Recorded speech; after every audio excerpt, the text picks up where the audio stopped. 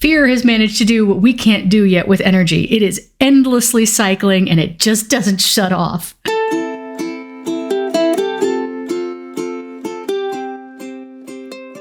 Creative, I know you're afraid. I don't blame you for being afraid. It's pretty scary to consider what might happen. What if you create something and nobody likes it? What if you create something and even with your best attempts, it's just lousy? What if you create something and you're judged for it, or you reveal things about yourself that you aren't ready for people to know? There are a lot of aspects of creativity that are frightening. You're not nuts to be afraid. I'm not going to tackle too many of the specific what-if questions because no matter what I say, your brain will come up with new ones. It's not a matter of handling each and every what-if as it comes up. It's a matter of dealing with the core of that fear. The core of the thing is this.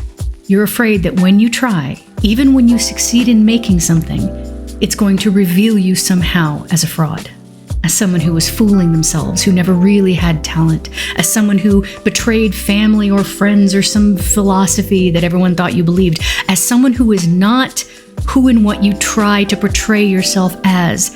And the truth of who you are is just going to disappoint everyone and maybe even ruin your life. That's a pretty big core fear. It's behind imposter syndrome. It's behind the fear of failing.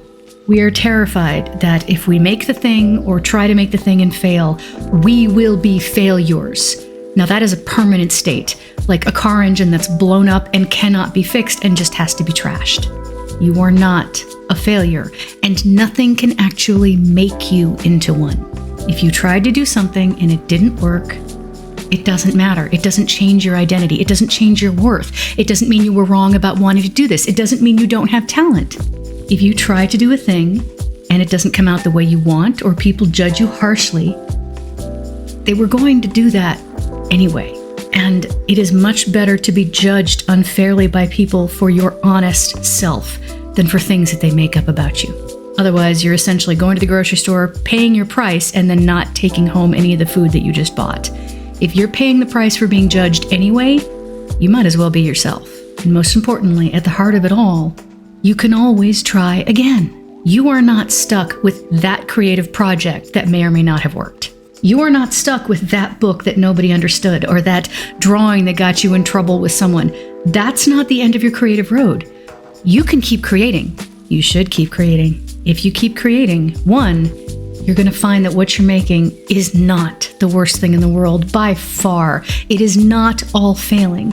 And there is real joy when you start to see the stuff that's only been up here actually take shape with your own hands. Two, the more you create, you're going to find people who do understand what you're doing. You're going to find that support. You just need to keep going. You are not the only human in the world who likes the thing that you like. That's just not possible. There are other humans out there who share this with you. And if you keep going and you keep looking, you can find your people. You can find your community. But no matter what, you won't be a failure.